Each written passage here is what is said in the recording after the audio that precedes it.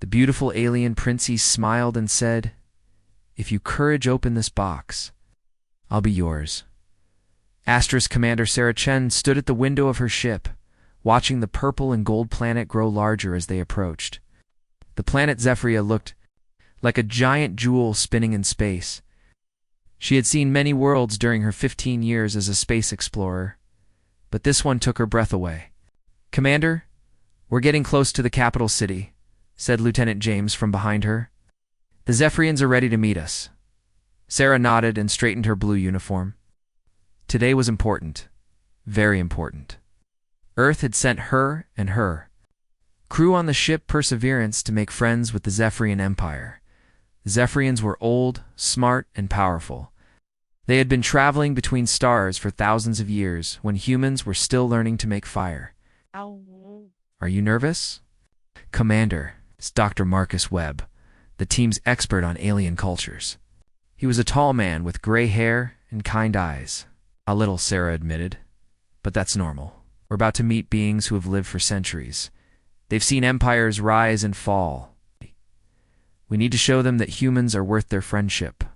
The ship landed softly on a platform made of what looked like crystal.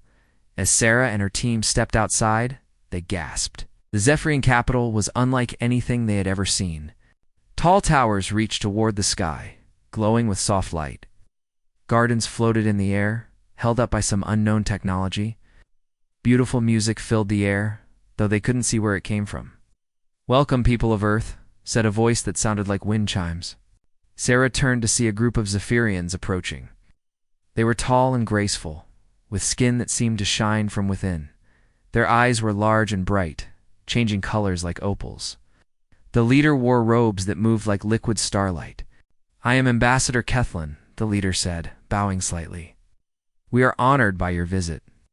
"Thank you," Sarah replied, bowing back. "I am Commander Sarah Chen. We come in peace, hoping to learn from your great civilization." The ambassador smiled. "Come, Princess. Lirelei wishes to meet you." They walked through streets that seemed to be made of polished moonstone. Iberians stopped their daily activities to watch the humans pass. Some looked curious, others seemed cautious. Sarah noticed that they moved with perfect grace, as if they were dancing rather than walking. The royal palace was a wonder to behold. It was built from materials that looked like captured starlight. Waterfalls flowed upward instead of down. In the gardens, flowers sang soft melodies when the wind touched them. "Your world is beautiful," Sarah told the ambassador. "Beauty is important to us," Kethlin replied. "We believe that how we live shows who we are inside." They entered a great hall where hundreds of Zephyrians had gathered. The walls were covered with art that seemed to move and change. At the far end of the hall, on a throne that looked like it was carved from a single enormous diamond, sat a figure that made Sarah's heart skip a beat. Princess Lirelei was the most beautiful being Sarah had ever seen. Her skin was like crystal, seeming to glow with inner light. Her hair flowed like liquid silver, and her eyes were like twin stars. When she smiled, the whole room seemed to brighten. "Commander Chen," the princess said, her voice like music, "I've heard much about your species. You're young, yet you have traveled so far. You fight among yourselves, yet you dream of peace. You are fragile, yet you do not fear the unknown." Sarah felt honored that the princess had studied humanity. "Your Highness, we come hoping to learn from your wisdom, and perhaps offer our friendship." The princess stood and walked down from her throne. She moved, her robes seemed to shimmer with the colors of a nebula. "Friendship," she said thoughtfully. "A beautiful word. But do you know what it truly means?" The formal reception continued for hours. Sarah and her team met ministers, scientists, and artists. They shared stories about Earth and listened to tales of Zephyrian history. The food was strange but delicious, and the music was unlike anything human ears had heard before. As the evening grew late, Princess Lirelei approached Sarah privately. They stood on a balcony overlooking the city, where thousands of lights twinkled like earthbound stars.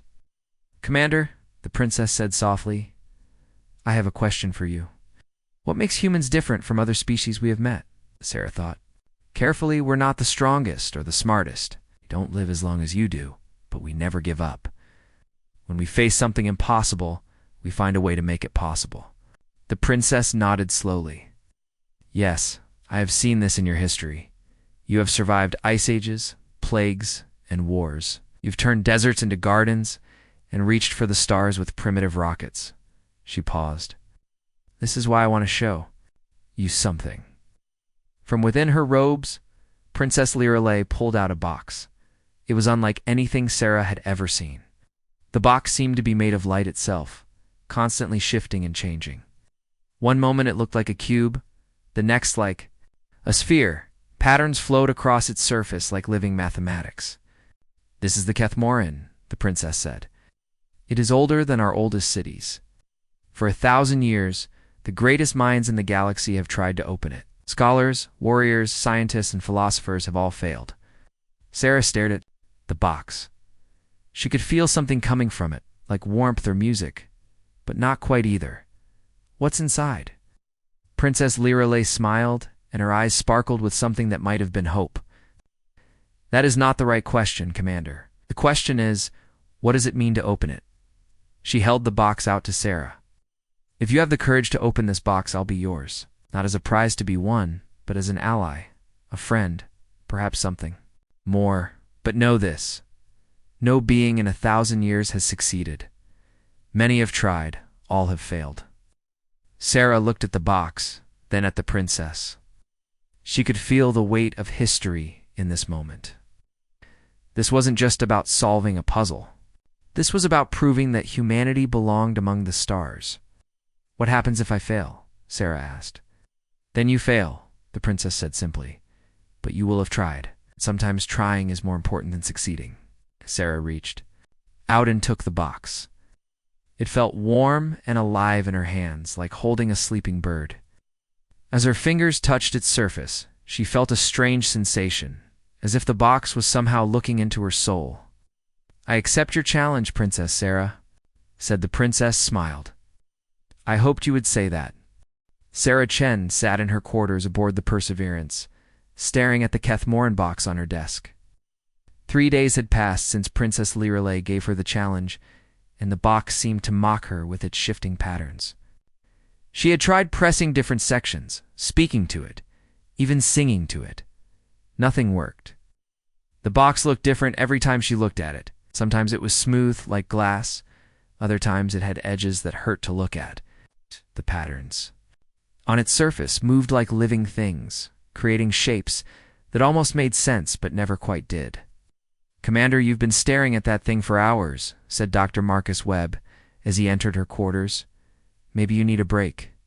Sarah rubbed her tired eyes. I can't figure it out, Marcus.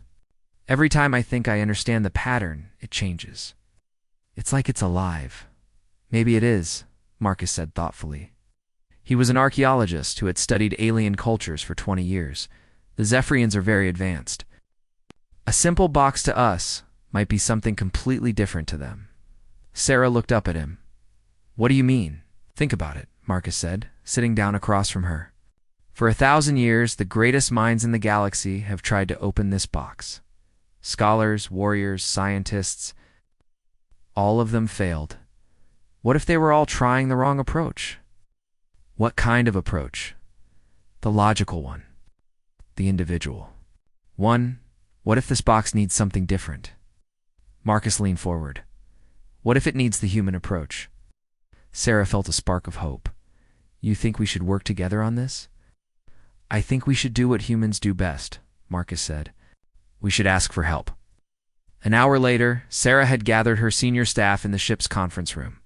Besides Marcus, there was Lieutenant Yuki Tanaka, the ship's engineer, and Chief Petty Officer Ahmed Hassan, who was known throughout the fleet for his puzzle-solving skills.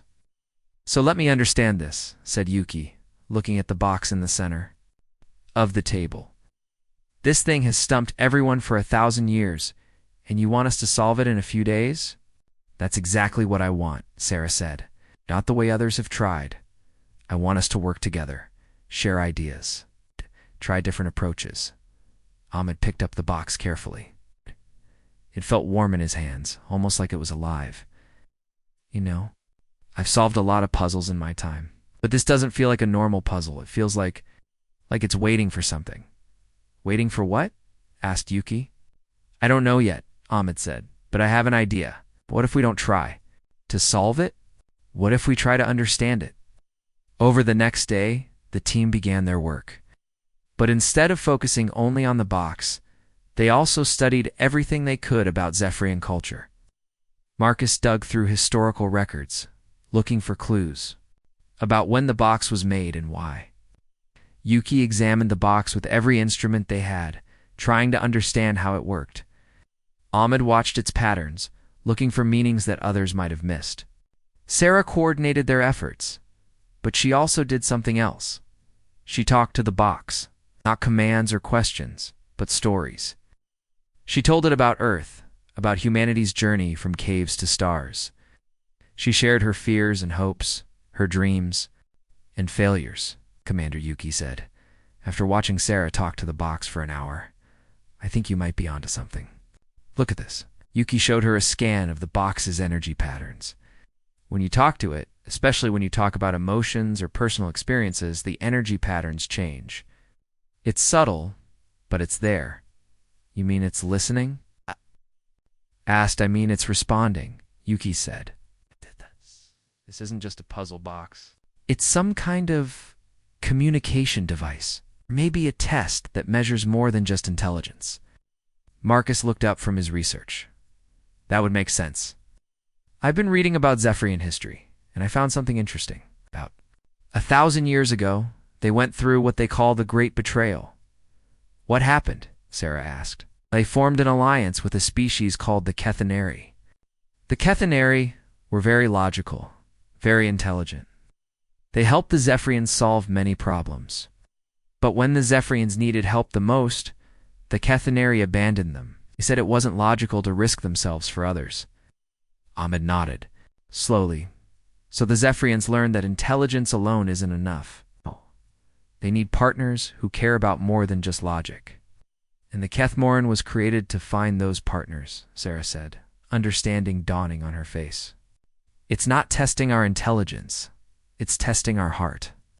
The team spent the next day approaching the box differently. Instead of trying to solve it like a math problem, they treated it like a friend they were trying to understand.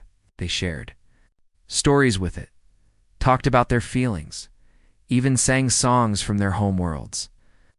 The box responded to each of them differently. When Marcus talked about ancient history, it showed patterns that looked like star maps. When Yuki shared her love of engineering, it displayed what looked like technical diagrams.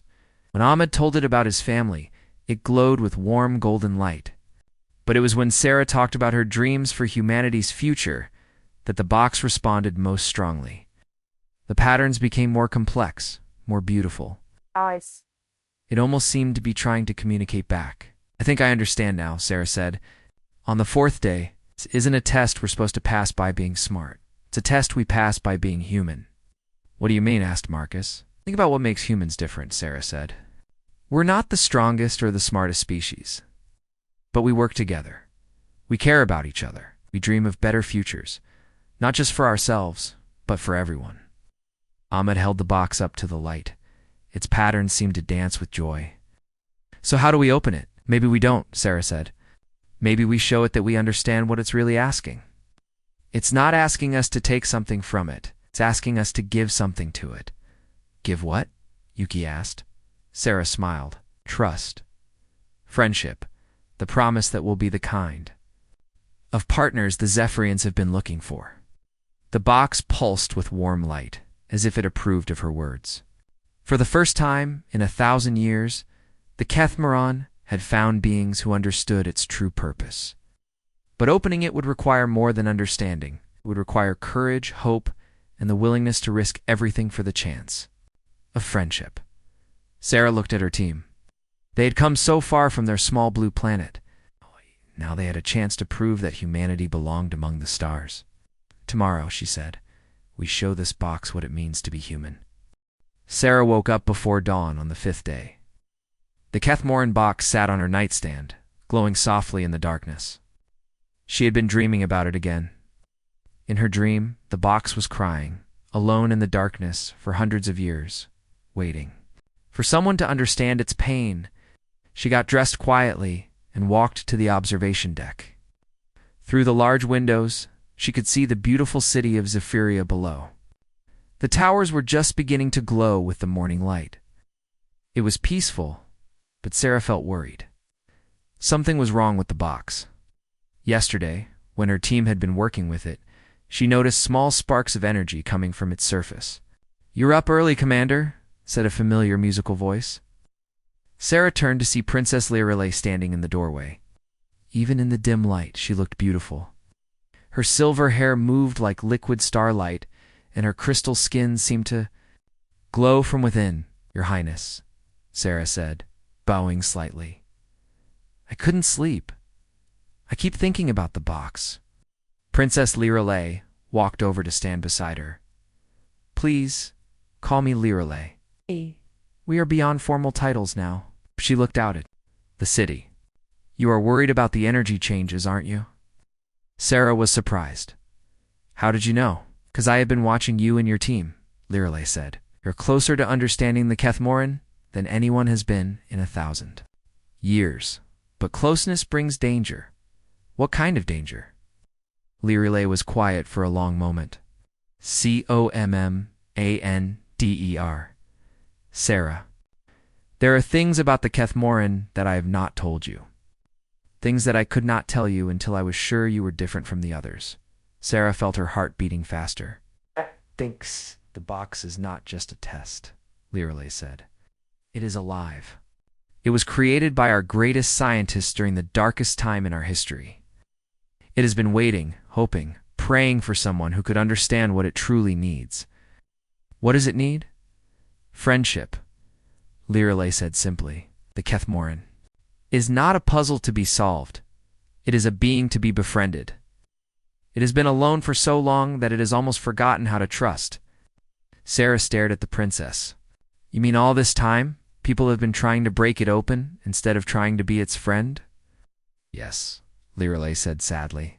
"And each failure has made it more afraid, more closed off. But you and your team, you have been different. Have talked to it, shared your stories, treated it with kindness. It is beginning to remember what friendship feels like." "Then why is it showing dangerous energy patterns?" Lirelei's expression grew serious. "Because it is also remembering its purpose. The Kethmoran was not created just to find friends. It was created to find allies who could help us face a great threat." "What threat?" "Come with me," Lirelei said. "It is time you knew the truth." They walked through the quiet halls of the palace to a room Sarah had never seen before. The walls were covered with star maps and ancient writings. In the center of the room stood a table with a holographic display showing the galaxy. 1,000 years ago, Lirelei began, our people discovered something terrible moving through the outer rim of the galaxy. We called them the Devourers. They are machines, but not like any machines you have ever seen. They consume entire worlds, turning everything into more of themselves. Sarah watched in horror as the display showed solar systems disappearing. "By one, they're still out there?" "Yes," Lirelei said. "They move slowly, but they never stop. Our scientists calculate that they will reach this sector of the galaxy in 50 years. Maybe less. Why haven't you stopped them?" "We tried," Lirelei said. "We formed alliances with other species. We shared our technology. We fought bravely. But we learned that technology alone is not enough. Logic alone is not enough. We need something more." "What more?" "We need the kind of thinking that only comes from beings who care about more than just themselves," Lirelei said. "We need allies who will fight not just for their own survival, but for the survival of others. We need ... We need humans." Sarah felt overwhelmed. "But we're just one small planet. Ow. How can we help against something that powerful?" "Because you think differently," Lirelei said. "Our scientists are brilliant, but they think in straight lines. When they see a problem, they try to solve it with bigger weapons or stronger shields. But humans ... Humans think in circles. You find solutions that no one else can see." "I don't understand. Your history is full of examples," Lirelei said. "When your enemies had better weapons, you didn't try to build bigger weapons. You found new ways to fight. When diseases threatened your people, you didn't just try to be stronger. You learned to work with your bodies to defeat the disease. You turned weaknesses into strengths. Sarah was beginning to understand. And the Kethmoran was created to find this kind of thinking. Yes. Lirelei said. It was programmed to recognize beings who could think beyond logic, who could see connections that others miss. It has been waiting for someone who could understand that the greatest strength is not in fighting alone, but in fighting together. Suddenly, alarms began to ring throughout the palace. Red lights flashed, and Sarah could hear people running. In the corridors? What's happening? Sarah asked. Lirelei's face went pale. The Kethmoran, something is wrong. Oh. They ran back to Sarah's quarters. The box was floating in the air, spinning rapidly. Energy crackled around it like lightning. The patterns on its surface were changing so fast, they looked like a blur. Marcus, Yuki, and Ahmed were already there, trying to understand what was happening. It started about 10 minutes ago, Marcus said. No, it's right. After we began our morning session with it. The energy levels are off the charts, Yuki reported. If this continues, it might overload. What happens if it overloads? Sarah asked. Lirelei looked frightened. If the Kethmoran overloads, it will seal itself forever. All the knowledge inside it, all the plans for fighting the Devourers, will be lost. But why is it doing this now? Sarah asked, watching the box spin faster. Because it is scared, Lirelei said. Has begun to hope. But hope is dangerous when you have been hurt before. It is protecting itself the only way it knows how. Ahmed stepped forward. It's like a frightened animal, he said. The more we try to calm it down, the more scared it gets. So what do we do? Yuki asked. Sarah looked at the spinning box, then at her team, then at Princess Lirelei. We do what humans do best, she said. We don't give up on our friends. The box pulsed with blinding light, and Sarah knew they were running out of time. In the distance, she could hear the sound of ships launching. The Zephyrians were preparing for the worst. Tomorrow, Sarah said, her voice steady despite her fear. We save our friend, and maybe we save the galaxy. The box's light grew brighter, and Sarah wondered if they had already run out of time. But she had made a promise to Princess Lirelei, and humans never broke their promises to friends. The real test was just beginning.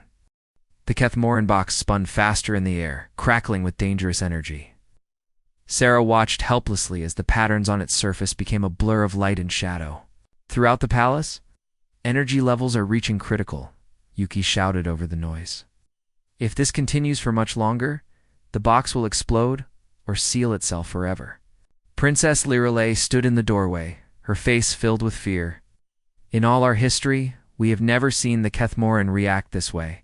It is more afraid than we thought possible. It's afraid of what? Sarah asked. But even as she spoke, she began to understand the box wasn't just scared of being hurt again. It was scared of hoping. For 1,000 years, it had been disappointed by every being who tried to open it. It had found friends, but that hope was so fragile that it terrified the ancient entity. Everyone stepped back, Sarah said quietly. Commander, what are you doing? Marcus asked. What I should have done from the beginning, Sarah said. She walked slowly toward the spinning box. The energy around it was so strong that her hair stood on end and her skin tingled. I'm going to talk to my friend. Sarah, it's too dangerous. Lirelei called out, but Sarah kept walking. She remembered something her grandmother had told her long ago. When someone is scared, Sarah, you don't shout at them or try to force them to be brave. You sit with them and show them they're not alone. The box pulsed with blinding light as Sarah approached, but she didn't stop. She could feel the energy washing over her, making her teeth ache and her eyes water. But she also felt something else. Loneliness. Deep, terrible loneliness that had lasted for centuries. Hello, old friend, Sarah said softly, even though she could barely hear her own voice over the crackling energy. I know you're scared. I know you've been hurt before. The box's spinning slowed, slightly, as if it was listening.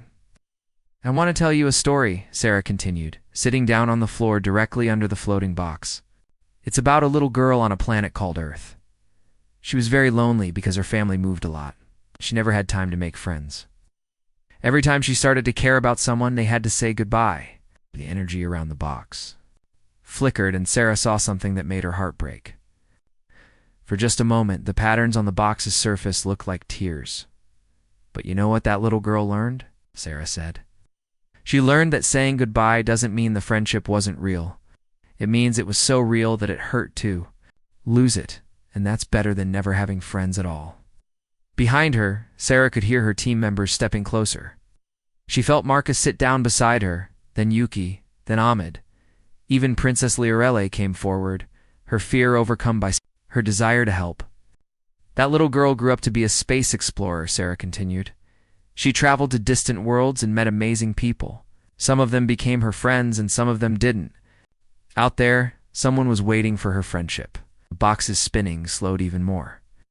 The dangerous energy was fading, replaced by something warmer, gentler. I think that someone was you, Sarah said. I think you've been waiting for us just as much as we've been waiting for you.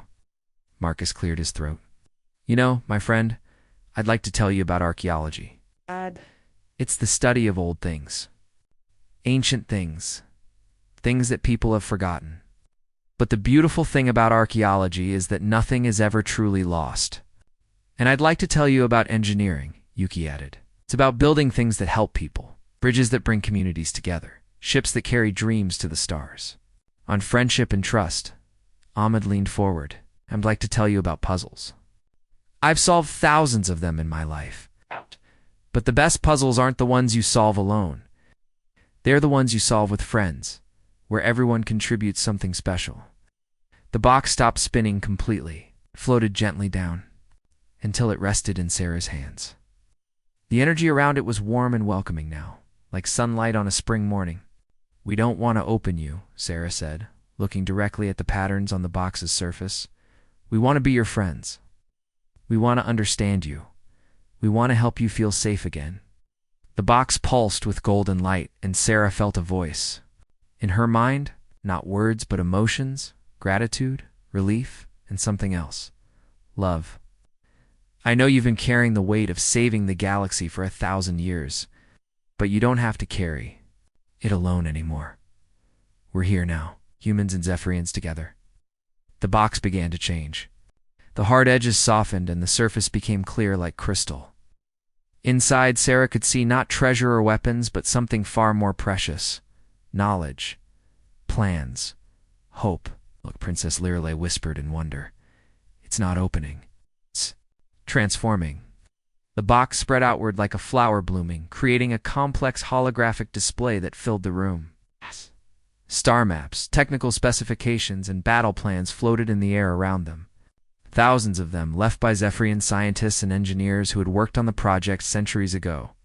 Their instructions, Marcus said in amazement. Instructions for building ships that can fight the Devourers. Weapons that can actually hurt them.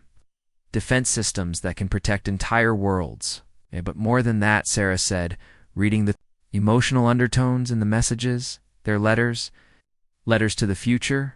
Letters to the friends they hoped would come. One message floated closer to Sarah.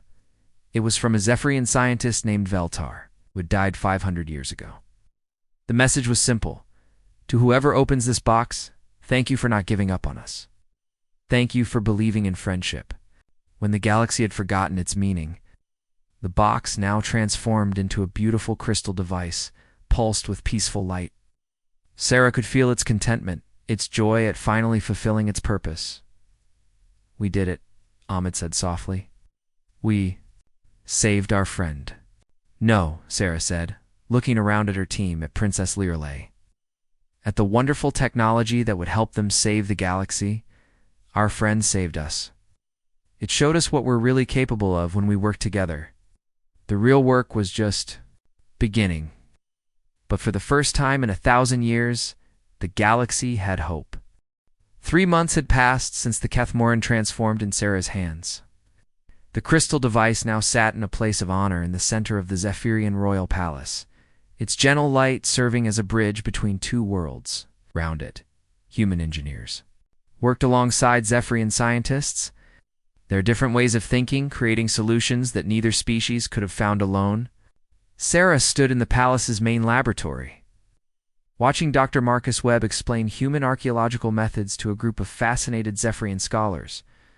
Nearby, Lieutenant Yuki Tanaka was showing their engineers how to build machines that could adapt and change rather than just follow programs. Chief Ahmed Hassan had become something of a legend among the Zephyrians, teaching them that the best solutions often came from playing and experimenting rather than just calculating. The preparations are going well, Princess Lirelei said, joining Sarah at the observation window. Over the past months, she had become more than just a diplomatic contact. She'd become a true friend, someone Sarah could talk to about anything. Better than well, Sarah replied. Your people's advanced technology combined with our ... Let's call it creative chaos ... is producing amazing results. Through the window, they could see the construction yards where the new ships were being built. They looked like nothing the galaxy had ever seen before. Sleek Zephyrian designs merged with human innovations, creating vessels that could think, adapt, and change tactics in the middle of battle. The Devourers won't know what hit them, Lirelei said with a smile. Speaking of which, Sarah said, "What's the latest from the Outer Rim Scouts?" "The news is both good and bad," Lirelei replied. "The good news is that the Devourers are still 47 years away from reaching inhabited systems. The bad news is that they've consumed 3 more dead worlds, making them stronger." Sarah nodded. They had time, but not unlimited time. Past 3 months had been a whirlwind of activity. After the Kethmoran revealed its secrets, both species had thrown themselves into preparation.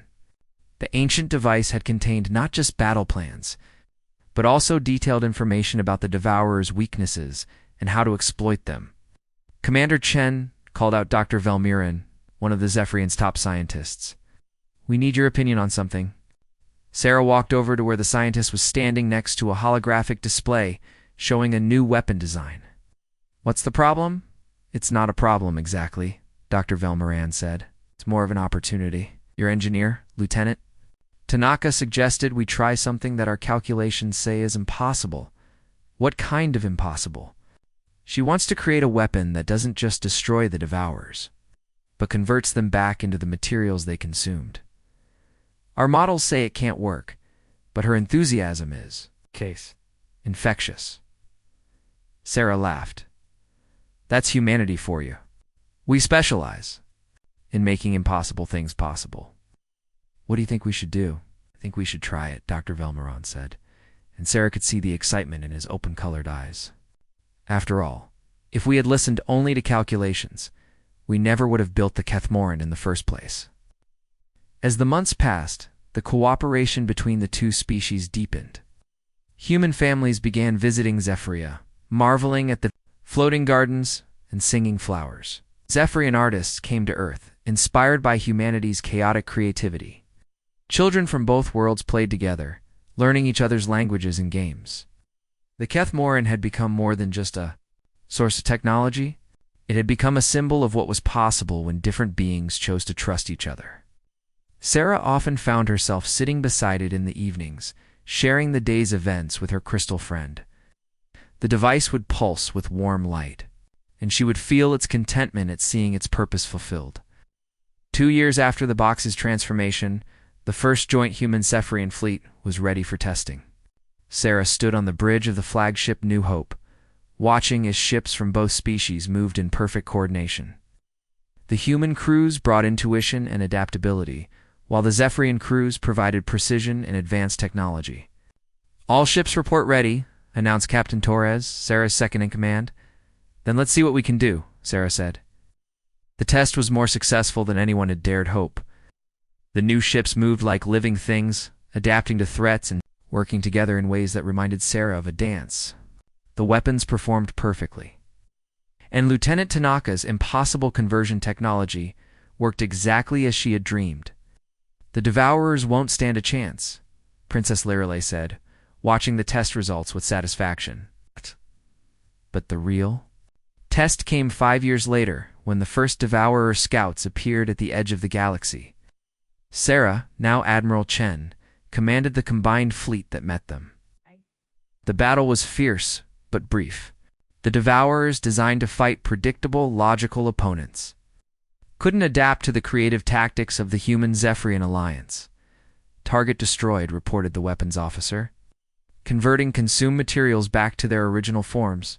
Sarah watched in wonder as the defeated Devourer machine dissolved, releasing clouds of matter that slowly began to reform into the asteroids and space dust it had once consumed. Tanaka's impossible weapon was giving life back to the galaxy. The news of the victory spread quickly through both worlds. The Devourers, so long feared as an unstoppable force, had been not just defeated, but converted into a tool for restoration. 10 years after Sarah first held the Kethmoran in her hands, she stood once again in the palace gardens with Princess Lirelei. The threat of the Devourers was over, but the friendship between their species had grown into something beautiful and permanent. "Do you ever regret accepting my challenge?" Lirelei asked, watching human and Zephyrian children playing together in the floating gardens. Sarah smiled. "Never. You asked me to open a box, and I thought it was about solving a puzzle. But it was really about opening our hearts. And now we have something neither of our species could have achieved alone," Sarah said. "We have hope. We have friendship. We have a future among the stars." The Kethmoran pulsed with gentle light in the distance, no longer a test or a challenge, but a reminder of what was possible when different beings chose to trust each other. It had waited 1,000 years for this moment, and now it could rest, knowing that its purpose was fulfilled. The galaxy was safe, but more importantly, it was no longer lonely. Humanity had found its place among the stars, not as conquerors or subjects, but as friends. And in a universe that could sometimes be cold and dark, friendship was the most powerful force of all. The beautiful alien princess had kept her promise, and Sarah had proven that humans truly belonged among the stars.